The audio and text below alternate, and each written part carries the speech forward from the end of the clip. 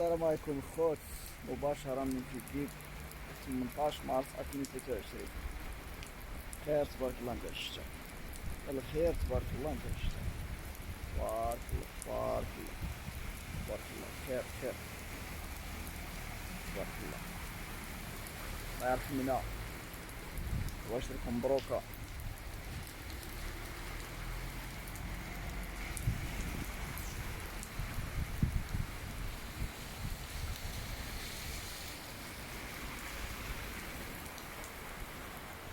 خير تبارك الله خير،